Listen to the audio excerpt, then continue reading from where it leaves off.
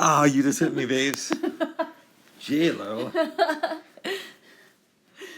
The day before my birthday, boy. I'm just kidding, bub. I'm just kidding. I'm just playing, bub. I'm just playing. Alana. Yes.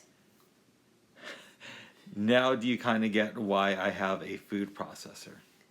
I get, yeah. Mm-hmm. So, after we did this yesterday, Mm-hmm. we watched a couple of Julia Child shows. Yes. And then decided to make our dough for the cinnamon rolls. Uh-huh. Tell me about that experience for you. It was it was messy. Very, very, very messy. So messy that I had to spend some time getting the flour off the counter, in which you said you should try the baking soda thing. But you were reluctant because I brought that up yesterday, and you just kind of ignored me. Well, no, I wasn't sure if it was going to work. Also, I wanted to do some experiments and see, like, if water and white vinegar would work, because water and white vinegar works for a lot of things. But that didn't work, so I thought, okay, I will take your advice and try the baking soda thing, and it worked really well. Usually, because there's still times when I make bread by hand, like we did. Yeah. What I will do in those situations is use some sort of, like, hot scrubbing thing, right? Uh-huh. Whether it's a sponge or one of those rag, yeah. Walmart rags. Yeah. And then I'll put some baking soda down, wait a couple minutes, and repeat with the hotness. Yes. As I call it. The hotness, yeah. Yes. What did you think of the experience of actually making the dough? Because I figured, since I could have gotten you a food processor, but you keep saying no to that idea, I was going to have you mix it. Oh, okay. Well, now that I know that it... And so I was just adding ingredients to it. Yes, I know. But now that I know how difficult at times it is to form the ball, because it's like a huge lump of dough that's forming with the flour and the sugar and all that. Well, and then also I don't know how often I would be making bread or cinnamon rolls either. With you, or I don't know if I want to try it alone, but I'm not quite ready for that yet. But I can understand why you would want to use that blade for the dough. But did you feel like it was hard getting everything to come together yesterday? In some ways it was, yes. Yes. But once I started being forceful with the dough, like you suggested, it was starting to come together quicker. I really enjoy making dough, even without the processor. Mm-hmm. So I don't use my Cuisinart when I'm making sourdough bread. Mm-hmm. And when I've done, sometimes I'll go back and forth when I do sandwich bread. Mm-hmm. But I love making dough. Mm. But it's not for everybody. I know people who have issues with it. Yeah. I mean, I think it all it comes down to is practice. Practice. And either you get good at it or you still have issues with it. But I guess I can understand why it would be easier to use the blade. And we're going to make dough later today for some pizza. Yeah. Yes. And pizza dough is easier to make, I think. It's definitely easier to make. Still difficult, but not still difficult, but not quite as labor intensive. Your hands are going to get a workout, babe. That's okay. That's all right. That's okay. They need to be worked out. That's all right. Yes, you will. Just as much as the rest of my body needs a workout. So. We are letting the cinnamon rolls rise in the oven right now. Mm-hmm. And at some point we will cook them and have a great dessert tonight. Yes, we will. Alana. Or either tomorrow morning, yeah. Well, I think both. Both, yes. Tell me about brown sugar. Brown sugar. I had... Okay. Not the movie. No, not the movie or the song. You heard that song, Brown Sugar by D'Angelo? Yes. Great song. I knew I had brown sugar, but it was hidden deep into the cabinet. It wasn't a very deep cabinet. It's just that it was like buried under a bunch of rice and and other sugar and quinoa and cranberries. I found it. I knew it was in there. You were getting frustrated, though. I was getting frustrated because when my mother was over here, some things were moved, but it turns out she did not move it. She just put it in there. But I found it, and I found the right, and I also found the granulated sugar, or the powdered sugar you brought over. Yes. Well, presumably you should not have lost that, so that's no, not much I'm glad I found it because I thought it was in a different cabinet. Oh my goodness. Yeah. Yes, it was. Yes. Yes, it was. That's right. Well, I'm happy for you there, Jaylo. Yeah, so it turned out really good, and it was interesting making. I like the process of making that dough into a log.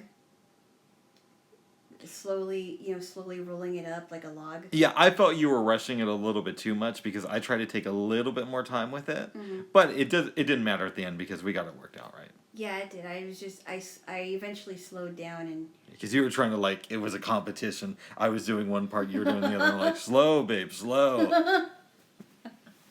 So I was on the left side of the log, and you were on to the right of me. But now I know that with rolling the dough into a log, you have to be slow with it. Yes. Slow and easy. I did not bring my rolling pin. No. But you don't really use it to make the log. You just use it to get the dough ready. Yes. For everything. Right. Yes. Jaylo. What did you think of those Julia Child episodes we watched yesterday? It was really interesting because she, she got into French cooking, and there were some things that I didn't even know about, like, what was that thing she made? The first episode is when she did the scallop potatoes a couple different ways. Yes, the scallop potatoes, and I the way that she was describing it was very descriptive. The thing I wasn't sure how she was doing was taking that garlic. Remember when she was cutting up the garlic, and she took the knife and just slammed the garlic onto on the cutting board. I understand the concept, but I'm not good at doing that. I've tried it. Now, a chef might say, while I haven't been successful at it, is because you're supposed to use a really big sharp knife. And I use smaller ones. But the basic idea is you put a piece of garlic on a cutting board, you hold a knife with not the blade side facing down, but you hold it to where the knife is facing down, if that makes any sense. So the blade is on the side. Yeah. Instead of facing. So the smooth part of the knife. The smooth part of the knife, that's a better way to say it. It's facing down. Yes. And you slam the smooth part of the knife onto the garlic. That's supposed to get it out of the skin. I have had bad luck doing that. It sounds complicated to me. It's really not, but for some reason I can't get it down. Yeah. It's okay. But I keep hearing how simple it is. Right. Yeah. So the first video I thought was very good. I thought it was good too. And the second one I was less interested in, partially because it had to do with pastries for quiche. It was a quiche Lorraine. Yeah, and also because I kind of know how to do pastry dough. Okay. But I liked them both. The first one was because she did 3 ways of cooking scallop potatoes, and she used a bunch of shallots and all these, scallions, aka green onions, and all kinds of things to flavor it. And how she was saying that once they're hot, you should serve it right after, because they taste better. And I don't know. I just liked it. I liked it. I thought it was very descriptive. She is an innovator as far as TV chefs go. But I'm wondering, how do you think Julia Child compares with what we have today? I think they're, it's hard to say because they're, chefs have their own style, right? Some chefs have their specialties like Mexican cooking or Italian cooking. I don't know. That's interesting. I'm not sure. Let's take somebody like Gordon Ramsay. Yes. What do you think of him versus Julia Child? Okay, Knowing that she is the innovator. Yeah, that's a good question. I don't know because I don't watch a lot of Gordon Ramsay stuff. I've only seen him at his worst. A little bit. I watch a lot of his YouTube videos. Yelling at people and stuff, but I haven't watched his individual things that he's making. What did you like that he made when he was working in his own kitchen by himself? He's made so many good things. One that stands out to me, though, is he did this really easy broccoli soup. He's done other things like where he'll review equipment and say, I think this is what you need. Maybe not review, but he'll say, if you were to get a cutting board, this is the type I recommend, or these are the knives you need. I think he's really talented. I don't watch a lot of reality TV, right? But he did this show about going into prisons and teaching the inmates how to cook. Interesting. They started this company called Bad Boy Bakery. Really? Yeah. Wow. I think that's still on Amazon. It's only 4 parts. Bakery? Yeah, it's only 4 parts. Wow. Yes. That's interesting how he was able to go there. I think in some ways he's better than Julia Child. How's that? Because what I've seen of her, and I know why she does this, because she learned how to cook in France. She focuses on that type of cuisine, where somebody like Ramsay will go a little bit more all over the place. Yeah, he expands his horizons in cooking. Yes. Now that said, one of the things I like about Julia, is that there's no music, there's no fast camera angles. Right. It's all about the cooking. Where with these modern chefs, they kind of think of it like, well, I got to get more likes on Instagram, and the kids aren't going to enjoy this unless we have the latest hip hop beat in the background. I don't know. I've seen a lot of cooking shows, and I've never had an experience with hearing extra music in the background. Well, maybe. Well, some. Come on, babes. Yes, a little bit of some. There's some videos I can't stand. Oh, you're talking about the ones on YouTube. I'm talking. Well, but even with Gordon Ramsay, he'll do that. He'll have music in the background, and it's not to the same extent as other people, but I like watching Julia Child videos because it's all about the food. Well, I mean, It's not about the look of everything else. Yeah, I mean, I've watched a lot of cooking shows on the Food Network. What I like is if they do put music in the background, the chef is still talking. So you know even if you hear music in the background, they're still talking, but they're constantly talking because they're trying to show everybody what to do, and they're not just leaving you high and dry with music and you can't see what's on the screen. And that way I'm a little bit more old school. I just want to hear the words. I'm not interested in your playlist. I don't need to know what your kids are listening to. I don't think it's that way. I think they just want to...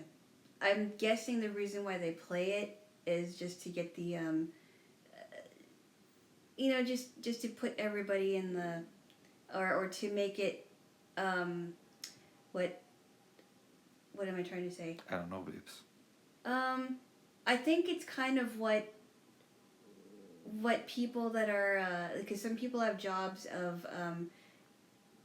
music in retail where they put the music that will make people want to shop still, or they'll put music on in cooking shows, and I'm just guessing because I don't know why they do it, but they'll put music on in cooking shows to match what's going on in the cooking. I don't know. Listen, they're doing it to get younger people interested, and I get it.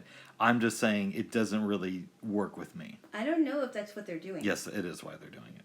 How do you know that? Because people are always talking about, let's get young kids on Instagram to like us. Or what will the kids think of this? How do we change our society for the younger people? And in some ways, that's awesome. And in other respects, it's kind of distracting and doesn't really make sense. Sometimes you have to be the adult, and sometimes you have to let the younger generation lead. Okay. I don't know. Maybe we're getting too into my own philosophy at this point. I think we're way off track here. Okay. But I do like modern chefs like Laura Vitale. I think she's cooked some really good things. She's great.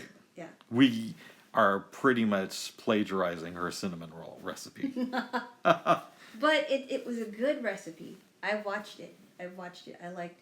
She makes it seem very doable, the way that she presents it.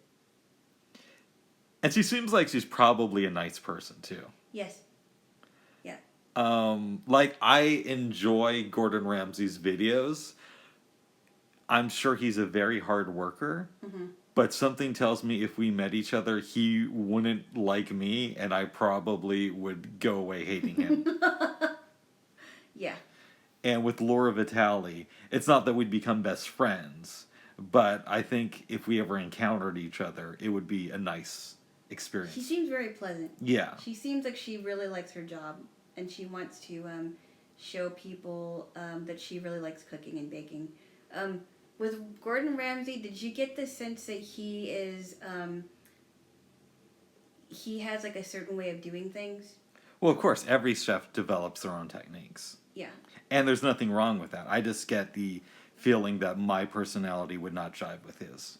I think so too. I mean, for the little that I've seen of him, he seems like a very hard worker, but not a very nice person. But he's like a type A, and I'm more of a hippie. I'm more like the dude.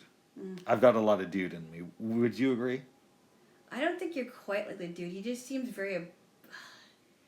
What's the word I'm looking for? He's there, but he's not quite there. He seems kind of oblivious to things. You don't seem oblivious to a lot of things. But I have part of that personality in me. I mean, you have like a easygoing kind of a... I mean, he has an easygoing personality, but he's also kind of... you can tell... I mean, I know that he does have feelings and emotions, but it seems like he's way too laid back than you are.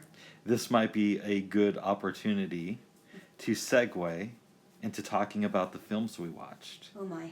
And we started with The Big Lebowski, which you had not seen. No, I haven't seen. Would you like me to give the overview, or do you want to? Yeah, go ahead. Okay. You've seen it more than I have. It starts off with, I want to say, Sam Elliott giving a narration explaining that this story takes place in LA in the early 90s, and it's about this guy, Jeffrey Lebowski, who is the dude. We see Jeff Bridges, who played Lebowski. Yep, he was very good. In the supermarket, like smelling the milk, all that stuff. Smelling the milk. He comes home, the dude is attacked, and his head is forced into the toilet. And some idiot pees on his rug. Yes. And they're asking him for money. They leave. We fast forward. He's now playing bowling with Walter, played by the great John Goodman. Oh, yeah. And Donnie. Who is played by Steve Buscemi. Uh-huh. The dude is explaining to Walter about his situation and the rug and how it really fit the motif of his apartment. It really tied it together. Yes. Says, as he would say. Mm-hmm. I'm guessing he's saying that it made his house look like it was put together. Or Exactly. Something like that, yeah. But he decides, since they were looking for Jeffrey Lebowski, which is also his name, a different one, that he should find the rich Lebowski. Yep. Well, he does so. Goes to the mansion, is looking around.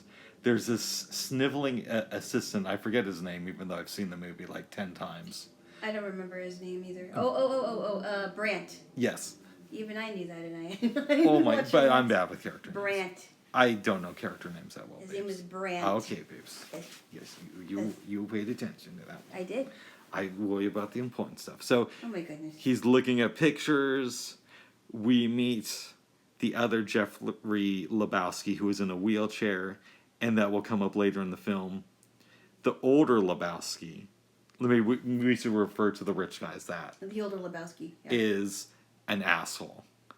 He basically says, well, I don't see how some guy peeing on your rug is any of my concern. Right. I didn't do it. I didn't do it, yeah. You know, we may both be Lebowskis, but that doesn't have anything to do with me. Should I pay for everybody's rug who had somebody pee on it? Right. Exactly. He's terrible. Screams at him to get out. Yeah.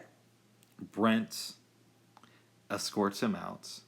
They're walking, and by the pool, they see a nihilist just swimming. Yeah. But they also notice Bunny Lebowski, who's very young. the wife of the old Lebowski. Yeah, she's basically a trophy wife. Who offers to give him a blowjob for $1,000. And he kind of laughs it off. He says that he's going to go find an ATM machine. Yeah, like, Returns to regular life. Playing bowling, all this stuff. Getting ready for the tournaments. At one point, Walter pulls out a gun on somebody. But it's no big deal because it's bowling. Right. That's all he seems to care about is a bowling tournament. Yes. Okay. And his ex-wife, Cynthia. Yes, and taking care of everything that she wants him to do. Like the dog. The dog. He converted to Judaism for her. Even though they were divorced. Yes. I think he might have done that when they were married. Yeah. And the dude is just shocked that he still keeps Shabbos, which is not how every Jewish person pronounces it. But it's Shabbat. I've mainly heard Shabbat. I have heard some people say Shabbos, but I've mainly heard Shabbat. In any event. Shabbos. Maybe they're just joking because they've seen the movie too. At one point, the dude is in his apartment. He gets a call from Brent saying, "Come over here, dude. We need your help." Turns out that Bunny has been kidnapped. Oh, so they say. She's kidnapped. Well, let's not get ahead of ourselves. But we're not going to get ahead. Okay. I'm going with what we know at this point. Yes. The dude gets a suitcase that we believe has $1 million in it, and he also has now a pager. So when the older Lebowski hears from the kidnappers, he can contact the dude and have him make the drop-off. Yep. He's hanging out at the bowling alley. He's talking to Walter and saying, "Man, maybe this girl just kidnapped herself, Yeah. She's with an old guy. Yeah. He has money." Walter gets really upset and just on that maybe is convinced that the lady is faking the kidnapping. He said maybe she did, Yes. not that she did. Yeah. Some time goes by. The page comes in.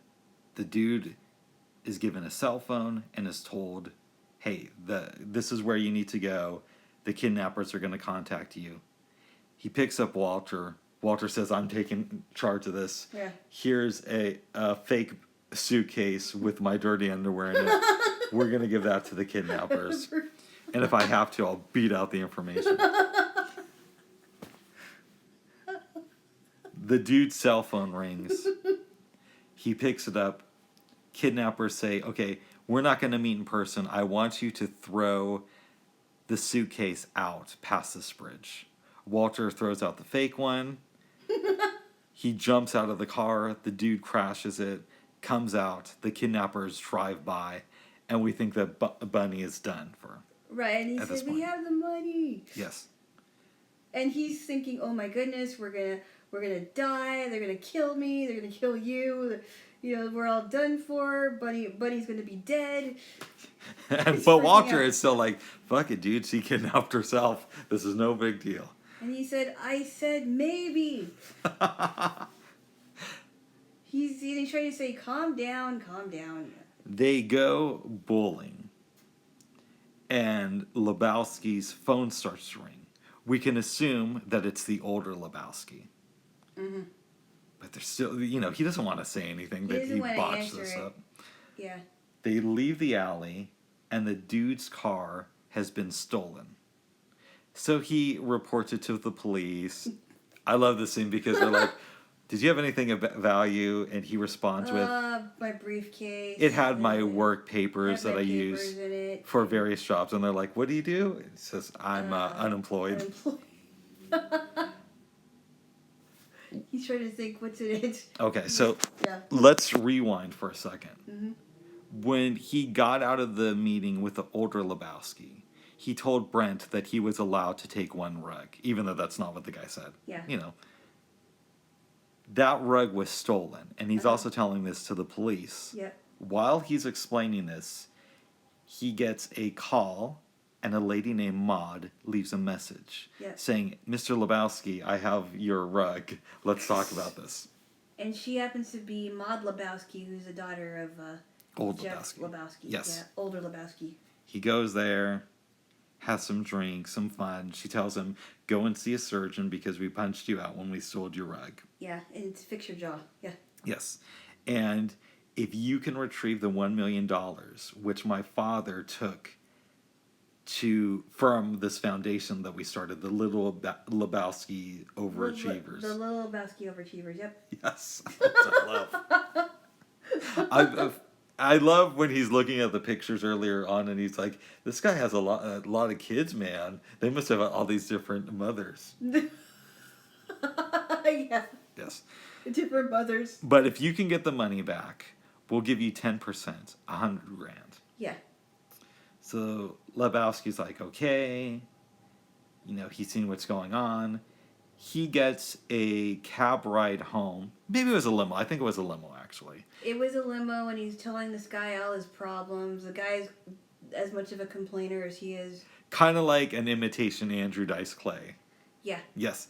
The guy, Lebowski gets out. He sees this car behind him, and he's forced into it. The older Lebowski is there with Brent. Yeah. And they say, "You failed in your minuscule task, Mr. Lebowski, and now Bunny's life is on your head." Yeah. They hand him an envelope. Yeah. He opens it. There's this thing in it. He unwraps it, and It's a toe. It's a toe. It's and a he toe says, with polish on it.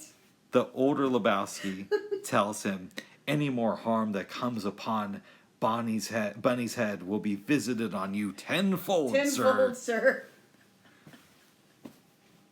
So now the dude is a little bit freaked out. Yeah. Bowling isn't going that well. His car is still missing. Mm-hmm. And he has this hanging over his head. Mm-hmm. Eventually, the police find his vehicle. I love this scene too. It's really funny. Do you want to talk about this scene? So he gets his vehicle and he says, "Well, let's see. It's a good thing we saved the tape deck and the credence tapes. And then he notices that his briefcase is missing, which is the fake suitcase. Yes. And the door was jammed, and what else was gone? The door was jammed, and I think that was the gist of it. Yeah, and it sounded like the police officer was just laughing at him. Because he's like, "Do you have any leads on the case?" The leads. And the officer's like, "Yeah, we have 4 people working around the clock on this case." Yeah, and he just starts laughing. He's like, "Leads."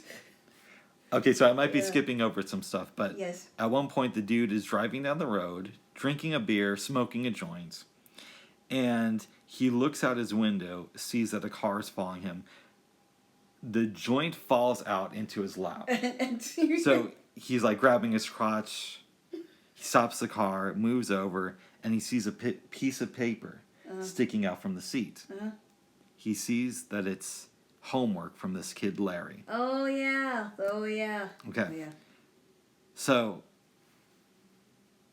Walter and Donnie and Lebowski are watching this dance performance that the dude's landlord is giving. The ballet performance. I think it's ballet. I could be wrong. I think it's ballet. It sounds like it was something like that. Yeah. Mm-hmm.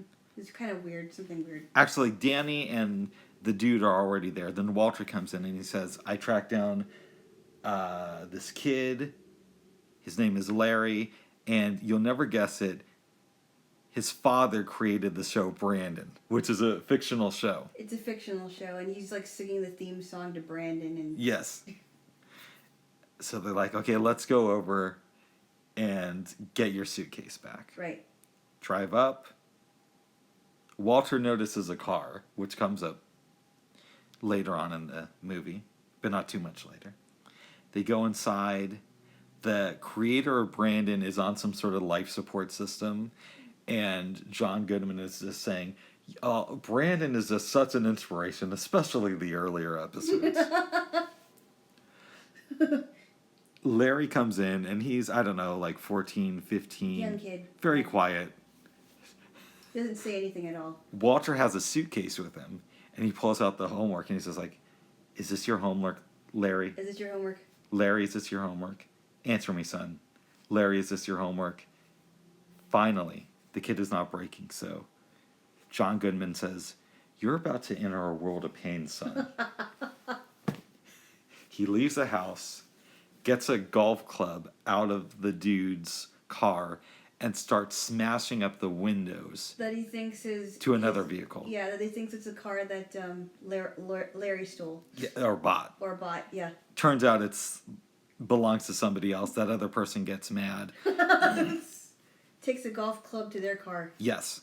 And now they're driving home With windows open. So, things go by. Other events happen. I don't want to give everything away, even though you can't get everything away. Talking about a lot of stuff. Eventually, Maud has sex with the dude because she wants to get knocked up. She wants to have a child, yeah. Yes. She seems a little bit too weird to have a kid, but she that's seems just my very opinion. weird to have a kid, yeah. Yes. Yeah. But she was weird anyway when she was introduced in the movie. Mm-hmm. Yeah. She was a woman that was chanting. Yes. Yeah. Very good, Whoa. That's right. Okay. To kind of wrap this up, we eventually find out that Bunny was never really kidnapped. No. And we're going to go back over some of the scenes that I missed after I do the wrap up. But she went to Florida to visit some friends and just never told anybody. The nihilists who peed on the dude's rugs decided to get some more money. So one of them had his girlfriend cut off a toe and send it to the rich Lebowski. Gross. The older Lebowski decided to give a suitcase that was just filled with different things but didn't have any money in it. Yep. But because the dude and Walter never checked it, they were not aware of this fact until later. Yep. So they go to the older Lebowski to confront him, and this is where him being in a wheelchair comes up. Jaylo? Yes. Do you want to give this to me? Yes. So Walter and the dude go to confront Mr. Lebowski, the older one, because they figured out what was really going on and that he was lying to him the whole time, and and in a rage, because Walter's an interesting guy. He gets enraged at the littlest things, and he picks this guy up in his wheelchair. He's about ready to kill. He's about ready to drop. He's like, hey, no, you're gonna hurt him. I've seen plenty of spinals, dude. This guy's faking. This guy's faking it. I think he's faking it. And so he's like, no. And it was just a funny scene. So he drops him. He doesn't get up. The dude's like, hey, why don't we put him back and put him back in his chair? Before he can say that, Cynthia's dog, Cynthia being Walter's ex-wife, starts to lick the older Lebowski. Yeah. Which is great. Yeah, it is. So after that, they go bowling. Mm-hmm. They leave the alley, and the nihilists are waiting outside. Yes. A fight ensues. Our good buddy, Donnie, who we have grown to love, kind of, dies. He has a heart attack on the floor. And he doesn't make it. And nobody sees it coming. We see the dude and Walter trying to figure out how to transport his ashes. The funeral home is charging too much money, so eventually they do what every good American would. They get a Folgers coffee cup. The two of them go to the beach.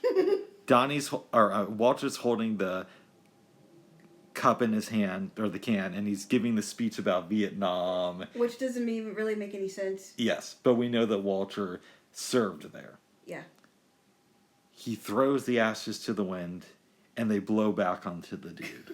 and now by this time he's furious. Yeah, he just goes off on Walter, and Walter just keeps saying, "Dude, I'm sorry. I'm sorry. Dude, I'm really I'm sorry." And it ends with them hugging.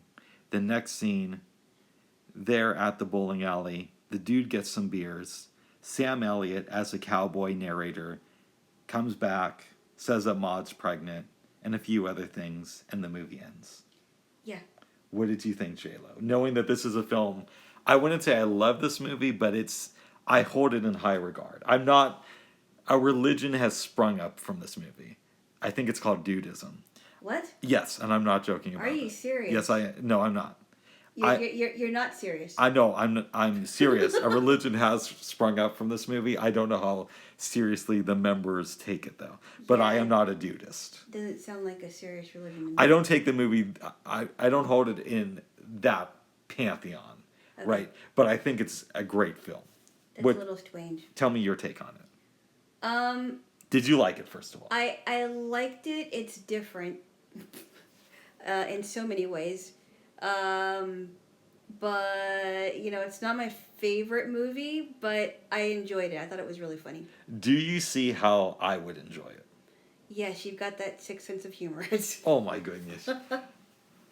One scene I forgot to mention that I really love is when the dude is called by the older Lebowski and he's reading the note that says Bunny was kidnapped. Mm-hmm. He's smoking a joint and he's like, that's a bummer, man. Mm-hmm. I just thought that was really funny. Yeah, he's like, wow, bummer.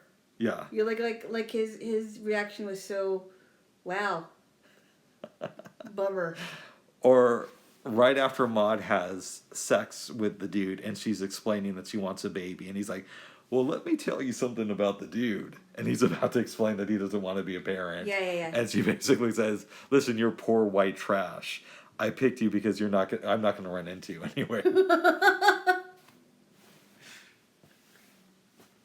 Tell me some things about this film that stand out to you.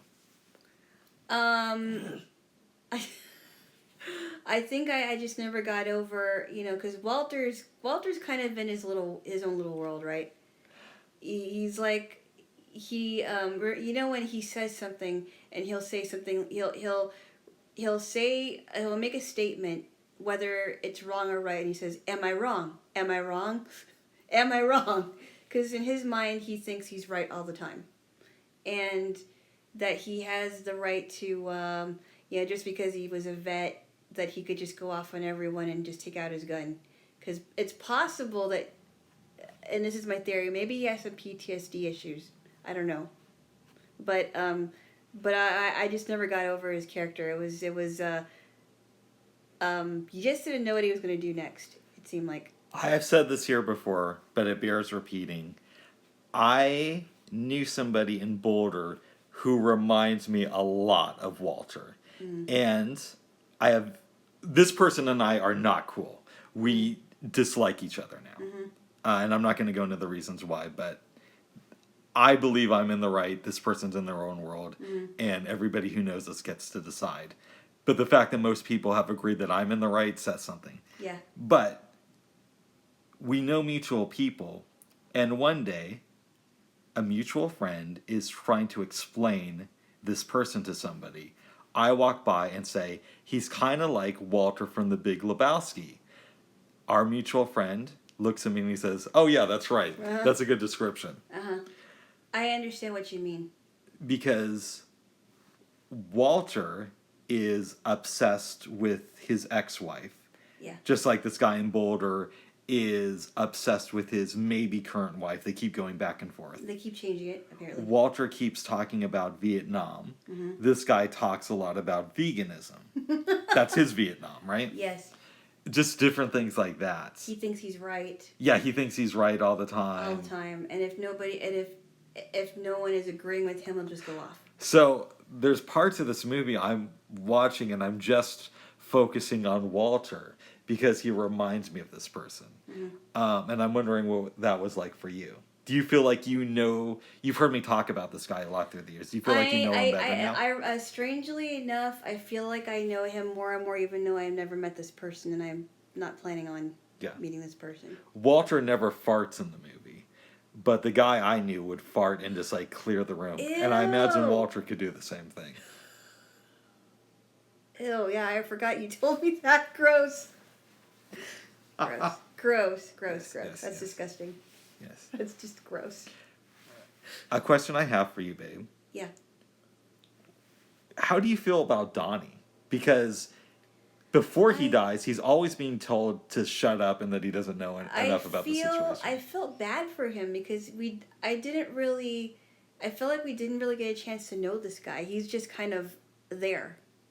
He's like a guy that wants to get in on what's going on.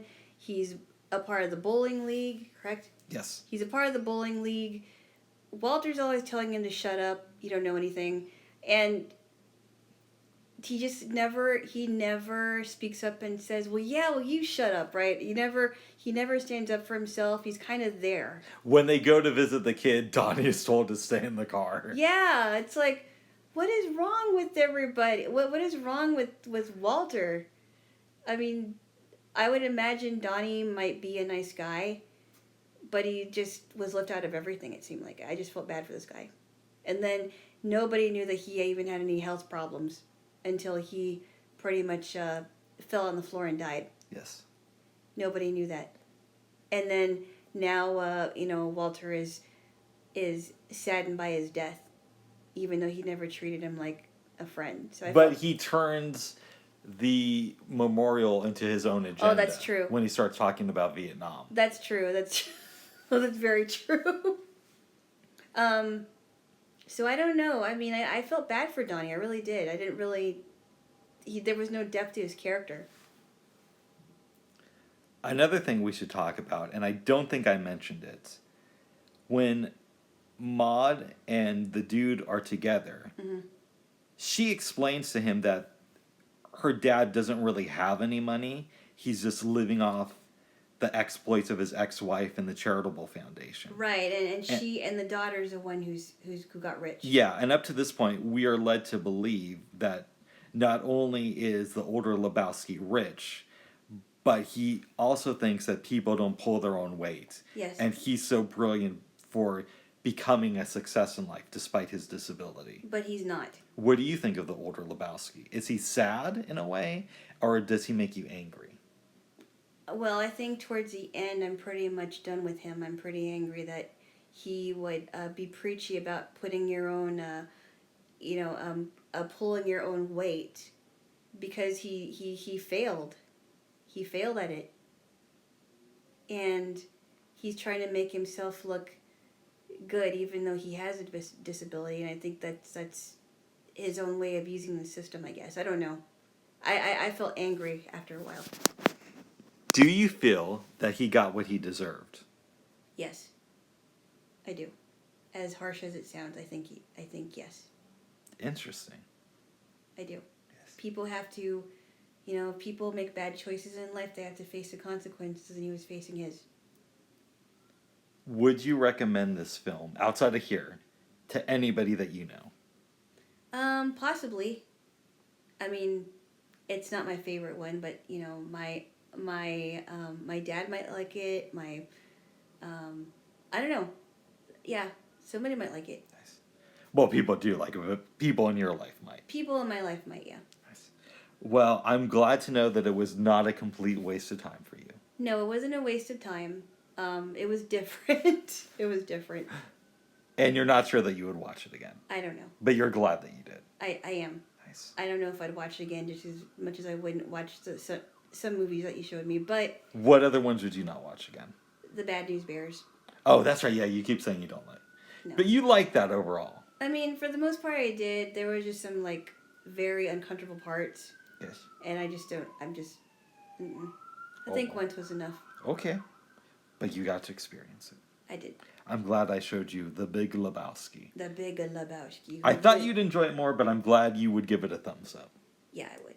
Now, Jaylo. Yeah. We watched another movie with Dinky Bassetti. No, that's her character's name. That's AKA Winona Ryder. No, okay.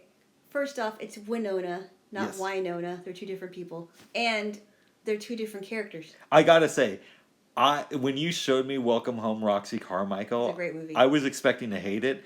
I really, really liked it. It was a good movie. Yes. I loved watching that movie when I was a kid. Yes. And I think it's amazing. But I wish it got more recognition than it did. Yes. It was really good. In any event, we watched another film with Winona Ryder. Yes. That is... Maybe you should give the description and then I'll give my thoughts on it. Okay. So, we, one of the main characters is Peg Bobs. She is the local Avon representative that comes to call to sell Avon products. And I think a lot of women still do that even today. Just as much as they sell other products like Mary Kay Cosmetics and whatnot. So she goes to everybody's house in the neighborhood. Some of them don't buy her products because she already knows they don't buy their products. And some of them are like, oh, I want these lipsticks, but do you think that I have the money to buy that? No. So she's going from house to house. Then she sees this huge mountain, or huge mansion rather, up on top of this mountain. She goes in there and she's like, hello, is anybody here? Local Avon lady. This is your Avon representative. There's no reason to be afraid of me. My name is Peg Bobs and I'm your local Avon representative. And she's like so stuck on that. It was really funny. Hello, and she's like, I seem to have disturbed you. I'm going to be going now. I'm sorry. But she's curious about this. This guy that she saw. This guy. And the one thing that she notices first is his hands, which are made out of scissors. And that he has scars on his face. And he's got scars on his face. And she says, you know what? I'm going to take you home with me. And I'm thinking, okay, that's very strange.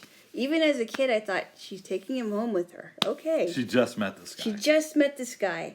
And she's taking him off of the mountain, out of his mansion, to society.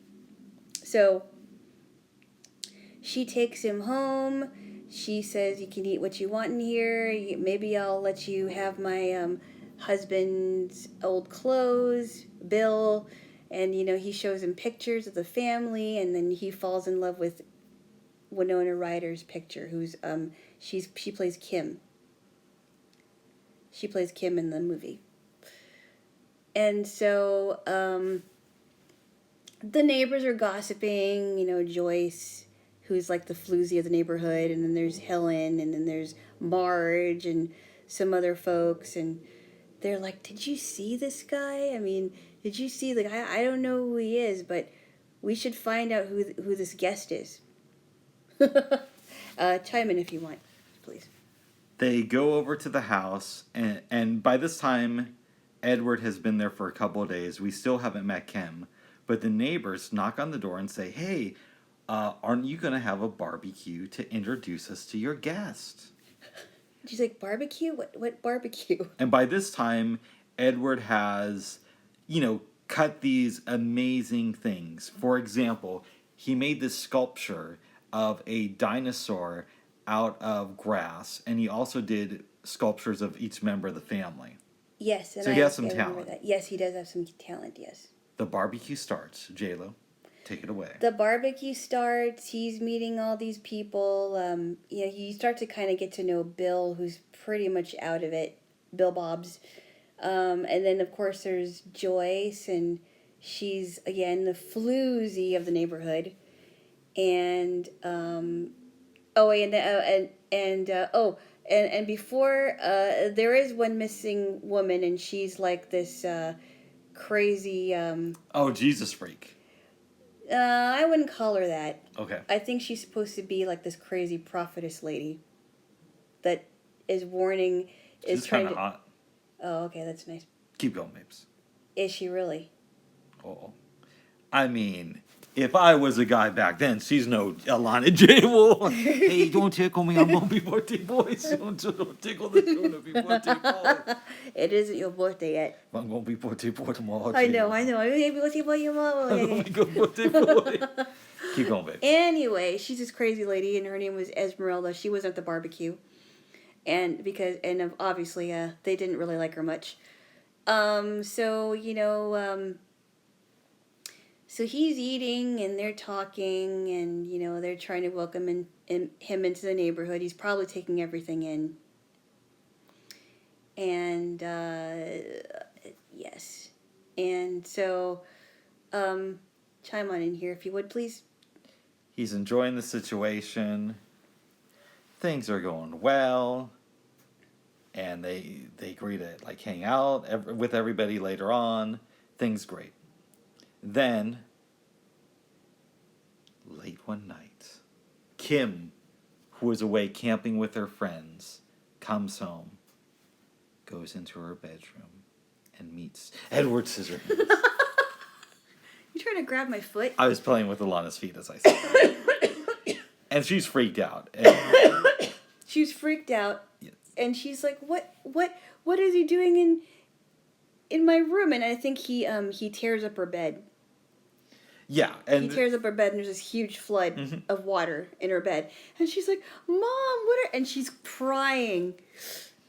Oh no! Wait! Was that afterwards? I'm trying to remember now. No, it's not. It is afterwards. But he sees her, and he freaks out. But then life goes on. Life goes on. He becomes this kind of star of the neighborhood because he can do hair and talks about opening a salon. But he's attracted to Kim. Yeah, he does. There is one scene where he does accidentally stab her bed, and he tears up her bed, and the water is just all over the place, and she's crying hysterically. We covered that, but keep going, babes. But anyway, yeah, he does hair. He cuts dogs' hair. He what else does he do? He makes these cool sculptures. He makes these really cool sculptures with his hands. Yes. He's on a talk show. Talks about, they ask, one of the ladies on the talk show asks him about, are you thinking about maybe making a salon? Putting together, opening a salon for real people? And, an interesting, and the Bob's family comes back home from that after they experienced this explosion on the show. Like a small explosion. So Kim is dating a man named Jim. Oh, wait. Do you want to tell the scene before about Joyce, Mrs. Monroe? Oh, yeah. Mrs. Monroe tries to have sex with Edward, but he runs away. Yes, he does. But that's not really pivotal. I mean, it comes up briefly. The reason why it's important is because she was showing him where the salon could be. Right. I don't think that's that important, to be honest. Is it? No, but do you want to take the lead again? Oh, okay. So, Kim is dating this guy named Jim. Very creative with names. Keep going, babes. Yes. Jim is this guy that comes from a rich family. You start to find out about him. He's pretty entitled. He's a jerkwad, pretty much. And he doesn't like Edward at all. He hates this guy. And he wants to figure out a way to break into his house. His dad, because his dad is a rich guy, and he wanted to steal some money, but he didn't want to get in trouble, so he makes it look like Edward breaks into the house. Not exactly. Not exactly. What happens? There's a scene earlier in the movie where Kim and Jim are standing at the front door. Yeah. And they just want to go inside and make love and, plan their next abortion. But hey, babes. That's not the right thing. Well, anyways. They want to be alone together. Okay. They want to get their own van. And I'm sure they want to study the Bible when they're alone. All right, babes. Hold on. Babes. Don't tickle me, okay? In any event, Edward comes up, and he gets the door open without a key with his scissor hands. Yeah, because they don't have a key to get in, yes. So Jim, being the young asshole entrepreneur that he is, keeps talking to Kim about it, and he keeps saying, if we had Edward with us, we could easily get into my dad's house. And she relents because they know that Edward is attracted to Kim. Yeah. She uses her feminine ways to get him to break in, and then Kim decides to leave him there. Yeah, anyway. And it makes Edward look really, really bad. Really bad. Mr. and Mrs. Bob's are beside themselves, especially Peg, because she's like, oh, what did I do? And, she's trying to talk to oh, no, I think Edward gets arrested for this, correct? Right, Yes. but they let him out because But they it's let not him out, the yeah. end of the world. It's not the end of the world. And Peg is trying to set him straight, and Bill's trying to set him straight, but they're not doing a very good thing. They're not doing a good job, and Kim thinks it's ridiculous.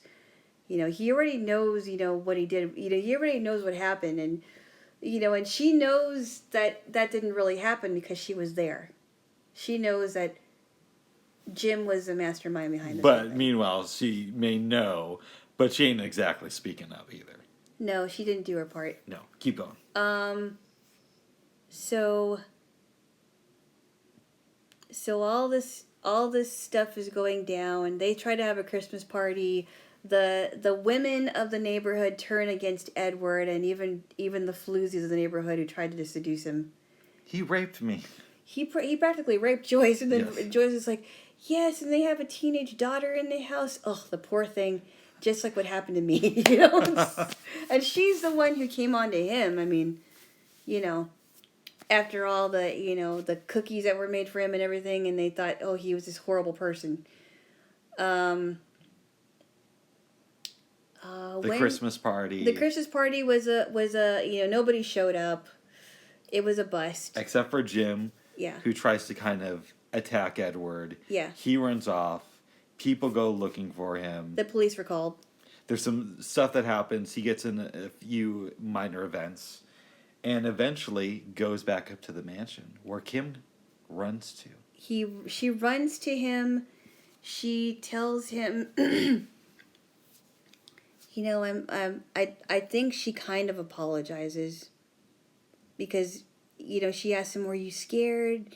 Did they try to hurt you? Are you scared? She finally admits to him that she loves him, but then she leaves him up there. Basically, Jim follows them. There's some stuff that happens. He ends up dying. He ends up dying, and there's I forgot to mention. He ends up, both of them. Jim ends up dying. She makes it seem like both of them did die. Yeah, there's a crowd of people that gathered outside the gates of the mansion. Kim goes down and said, "Hey, they both died, and I have his scissors." A big pair of scissors. Yes. The older Kim was telling the story to her granddaughter, and then it comes back to their time in the bedtime story. And she's like, oh, I think about him, and he's all up there alone. And the granddaughter says, could he still be alive? And she's like, yes. Well, I'm not sure. Yeah, but But she wasn't going to, it seemed like she wasn't going to go and find out. And the granddaughter's like, well, why don't you go and see? And she's like, I wanted him to remember me when I was hot, and, all that. That's not what she said. Okay, what did she say? She said, I want him to remember me how I used to be, not necessarily physically hot or whatever. Good.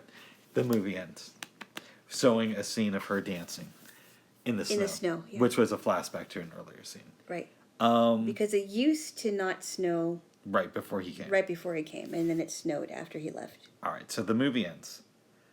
I've told you this. I don't like Jim, but if we're being honest, Kim is 100% the villain in this movie. I disagree with you on that. She is the worst character in this entire movie. You think so? Yes, I don't think that there's a question about it. Seeing it as an adult. Now, as a kid, I didn't really get the nuance, but now that my brain has had time to form, she's evil.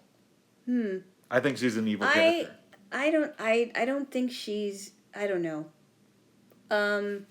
She definitely was manipulative, that's for sure. And I do agree that there are so many things she could have done to protect Edward.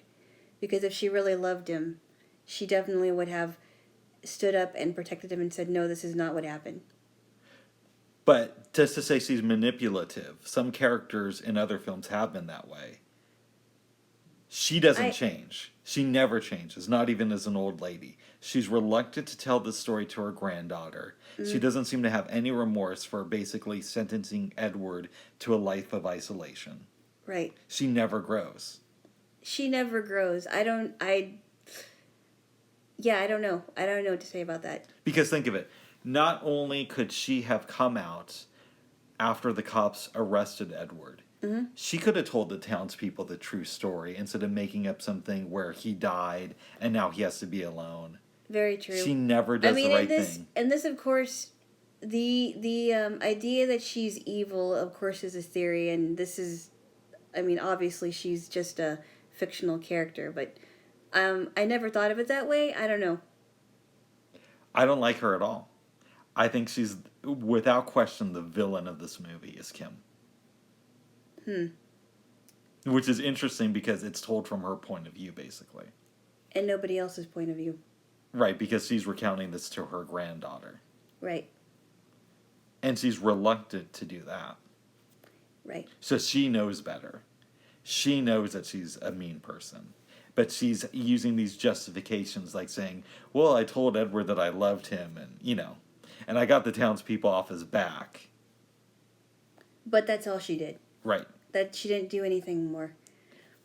I would argue what she did was much worse because Jim wanted to kill Edward. Yeah. But he didn't want to sentence him to a life of loneliness. True. Which is basically what Kim does. Right.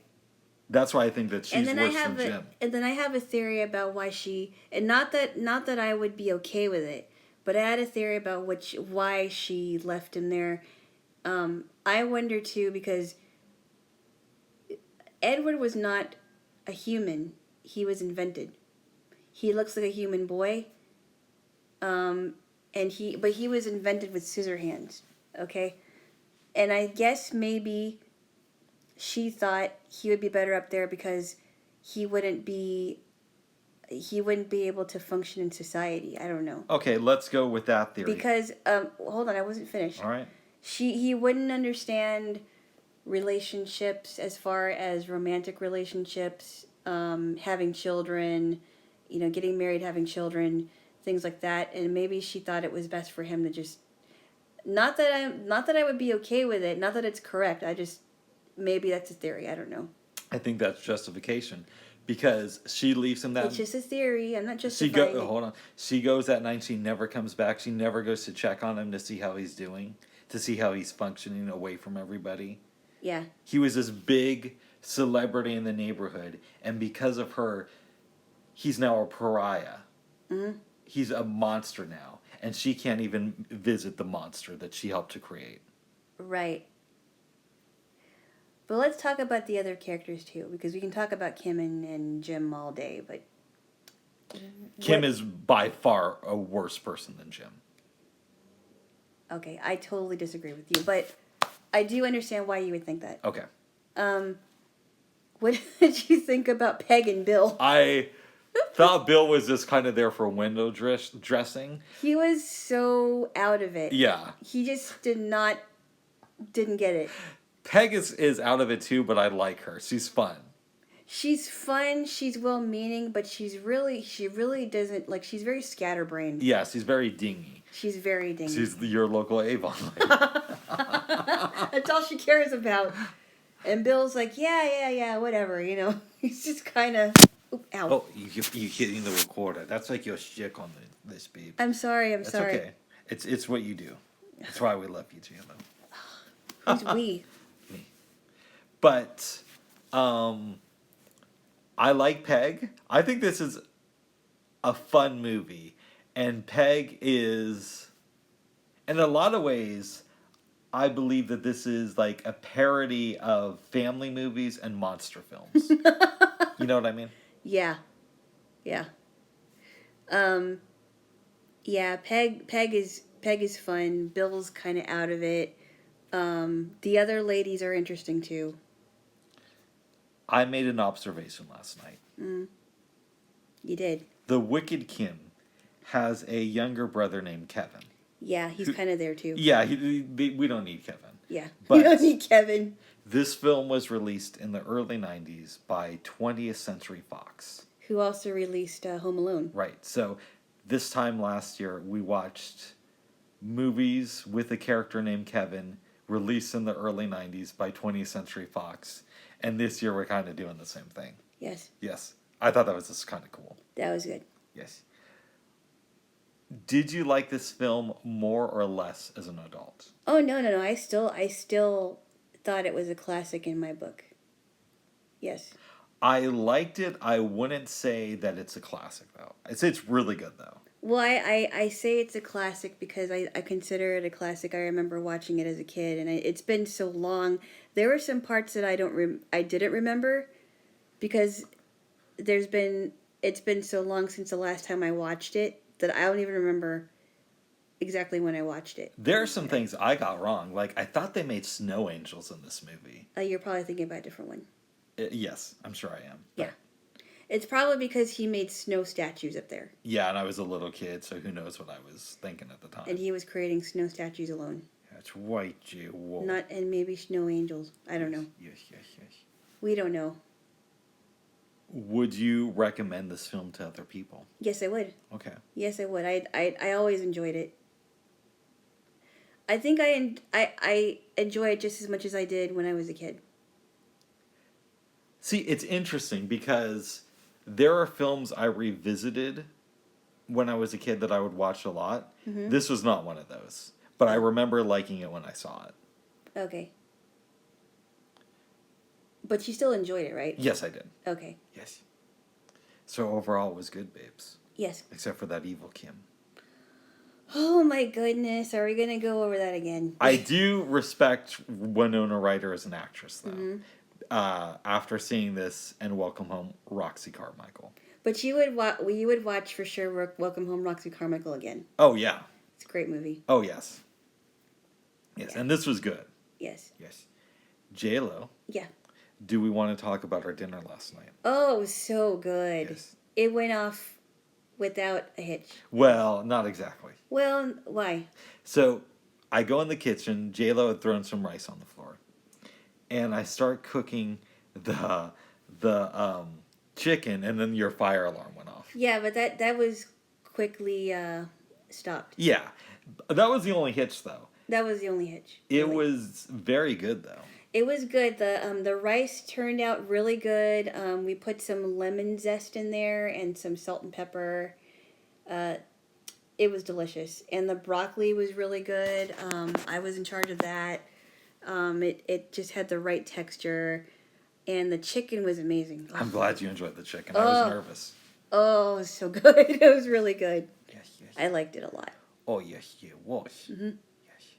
It was very good. It was tasty, very tasty. Tomorrow I'm going to be birthday boy, Jaylo. We're going to make That's turkey. why you're birthday boy. I'm make birthday boy. We're Yeah, going to you're make turkey. birthday boy and turkey. I'll Yeah. make a birthday You're boy. a birthday boy. Good birthday boy. We're gonna make turkey and mashed potatoes. For your birthday boy. Yes. Yes. Alana, Yes. did you have any dreams last night? I don't remember, but I was so tired, and I was out. I was completely out. I did have a dream. It was kind of weird. I had a dream. Yes. I went to this school for gifted kids. Mm-hmm. And first I go to this ATM. I don't think I told you this part of the dream. I get some money out to buy something. And I find out that our society is no longer accepting cash. Oh, that's odd. So then I'm at the school. I end up on this bus. And I sit down next to you, but we're both adults. We're learning about the program that the school offers. And I think to myself, why didn't I try to go to this school? Mm-hmm. And then I woke up. Oh, that's weird. Yes, it is. A genius school, so we both were geniuses? Well, I was, and you were like my guest. Oh, I see. Yes, that's what I'm assuming.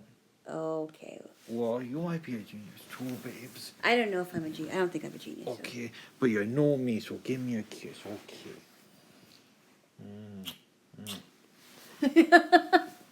Babes, Yes. we should wrap up soon. Yes. Then, you might want to clean off the surface of your counters. And do you want to record another one? Yes. Okay. And also, you should probably take out some cream cheese along with a stick of butter for our glaze. Certainly. Yes. All right, unless there's anything else you have to say. Oh, I remember. What? 1984. Yes. You read a little bit more last night. I did, but I didn't go too far because I was just really exhausted. Oh. And he was talking about the last thing that I remember listening to was about the 2 minutes of hate where they were watching this group of people at Winston's work were watching this telescreen with this guy who was hated because he used to be a part of Big Brother. Emmanuel, He used to be associated with he Big was Brother. he was associated with Big Brother Emmanuel Goldstein, and yes, very very. So that's where I stopped. Nice. Are you excited about the movies tonight? I am. What are we gonna watch? We're going to watch Julie and Julia I am excited about that. and Who Framed Roger Rabbit. Yes, yes. Who Framed Roger Rabbit? I remember watching it as a kid. I think you only watched it once, right? Correct. I think you'll enjoy it. Okay, so after you get done in the kitchen, Mm-hmm. we're going to talk about the Bible. And then maybe, do you like the way I do that? What? Where I say we're going to talk about the Bible. Why do you have to do that? What don't you like about that? No, it's weird. It is. That's me doing like a weird Southern accent. Yeah, and not all Southerners are devout Christians either. I hope not. It's kind of a not everybody is a part of the Bible Belt. Okay, great. I hope not you. Okay, Jay boys, hold on. Blasphemy! This is right. Blasphemy! Babes. Blasphemy! What? Babes, what else? Okay, so after you read me from the good book, Will you stop it? then we're gonna start work on cooking our cinnamon rolls. Mm-hmm. Maybe work on some glaze Yes. and pizza dough. Yeah. Do you want to watch anything before dinner? Do you want to watch some Julia Child? Do you want to maybe start on the Queen's Gambit? I'm not sure about the Queen's Gambit, but maybe Julia Child if we have some time. Okay. Which we may have some time. Yes. All right, Jaylo, unless there's anything else you want to say. No. All right. Bye-bye for now. Have a happy Christmas Eve. Even though this is coming out much later. Next week. Yes. Well, have a happy New Year's Eve, too. We hope you had a happy Christmas. If you didn't, it's 2020. What did you expect? Merry Christmas Eve. Yes. Have a good one. Yes, even though... Will you stop? All right. Ho, ho, ho. Merry Christmas. Until next time. Bye-bye. Bye-bye.